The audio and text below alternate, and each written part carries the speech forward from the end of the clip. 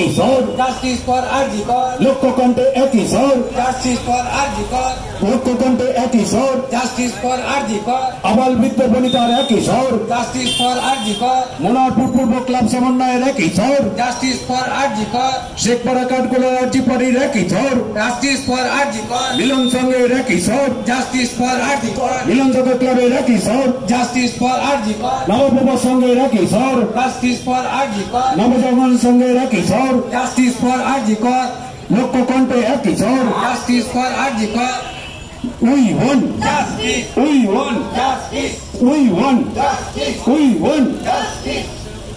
গুজব ছড়ানো বন্ধ করো, আরজি করের বিচার করো, গুজব ছড়ানো বন্ধ করো, আরজি করের বিচার করো, ফেসবুকে বদনাম করা বন্ধ করো, আরজি করের খুনের বিচার করো, ফেসবুকে বাংলার বদনাম বন্ধ করো, আরজি করের খুনের বিচার করো, ফেসবুকে বাংলার বদনাম বন্ধ করো, আরজি করের খুনের বিচার করো। ফেসবুকে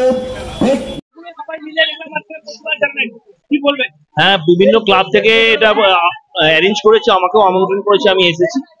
এবং এই ধরনের উদ্যোগ দরকার আছে, কারণ আপনারা দেখছেন যে বাংলা সবসময় পথ দেখায়। আমরা দেখলাম যে আমাদের মাননীয় মুখ্যমন্ত্রী ইতিমধ্যে ঘোষণা করেছেন যে সামনের সোমবার বিধানসভায় একটা বিল আনবেন এই ব্যাপারে। সেই বিল রাজ্যপালের মাধ্যমে কেন্দ্রীয় সরকারের কাছে পাঠানো হবে। এবং একই সঙ্গে আমাদের সাধারণ সম্পাদক এবং সাংসদ অভিষেক বন্দ্যোপাধ্যায় বলেছেন যে লোকসভাতেও একইভাবে বিল যাতে আসে তার জন্য তিনিও লড়াই করবেন। অর্থাৎ দেশের আইন ব্যবস্থা যেটা আছে, দেশের যে আইন সভা আছে, সেই আইন সভায় বিলের মাধ্যমে এই ধরনের নারকীয় অত্যাচারে দ্রুত শাস্তি যাতে হয়, সেই জায়গাটাতেই মাননীয় মুখ্যমন্ত্রী আলোকপাত করেছেন। এবং সেই জায়গাটা যাতে দ্রুত করা যায় আগামী দিনে যেন আর নতুন করে তিলোত্তমা তৈরি না হয়, অভয়া তৈরি না হয়, সেটাই আমাদের লক্ষ্য থাকবে।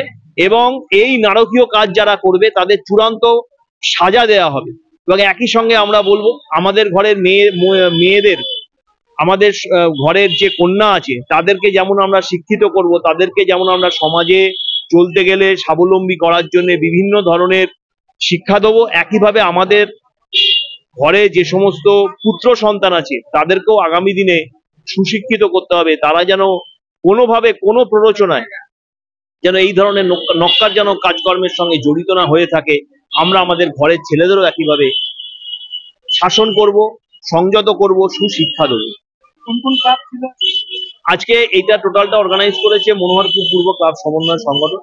তার সঙ্গে বাঘাযতীন স্পোর্টিং ক্লাব, নবজাগরণ সংঘ, তালতলা স্পোর্টিং ক্লাব, আপনজন, আমরা সকলে, তারপরে নবপ্রভাত সংঘ, আমাদের তরুণ সংঘ, ওদিকে আরজু পার্টি যে আছে মিলন সংঘ, সবাই মিলে তারা আজকে এই অনুষ্ঠানটাতে এসেছে, প্রতিনিধিত্ব করছে। এবং এই আওয়াজ, আমরা একটা কথা বলেছি, এটা কিন্তু একদিন করে থেমে যাওয়ার নয়। যতদিন না বিচার ব্যবস্থার মাধ্যমে ওই অপরাধী চিহ্নিতকরণ, একজন ধরা পড়েছে, রাজ্য সরকার একজনকে ধরেছে, আরো যদি অপরাধী থাকে তাদেরকেও ধরে, যেহেতু সিবিআই এখন বিচার করছে কোর্টের নির্দেশে, সিবিআই যাতে পূর্ণ তদন্তের মাধ্যমে অতি দ্রুত, যত দ্রুত সম্ভব অতি দ্রুত যাতে এই তদন্ত শেষ করে অপরাধীকে চিহ্নিত করে আদালতের কঠিন সাজা যাতে যতদিন না পায় ততদিন পর্যন্ত আমরা কিন্তু বিভিন্নভাবে বিভিন্ন পর্যায়ে আমরা আমাদের মতো করে এই আন্দোলন, গণতান্ত্রিক আন্দোলন, শান্তিপূর্ণ আন্দোলন, মানুষকে নিয়ে আমরা এই আন্দোলন চালিয়ে যাব। অবশ্যই, কারণ আমরা চাইবো না, বাংলা পথ দেখায় আমাদের দেশকে। এই বাংলায় এত মনীষী জন্মগ্রহণ করেছেন, তার শেষ নেই। কাজেই আমরা চাইবো না বাংলার কোনো অসম্মান হয়। সেক্ষেত্রে আমাদের বাংলার মুখ্যমন্ত্রীও যে বলেছেন সে কথা, প্রথম দিন থেকে ওই নির্যাতিতার পরিবারের পাশে রয়েছেন এবং তিনি আজকে বিল নিয়ে আসছেন। সারা ভারতবর্ষের মধ্যে প্রথম রাজ্য বাংলা যেখানে এই ব্যাপারে বিল নিয়ে আসছে।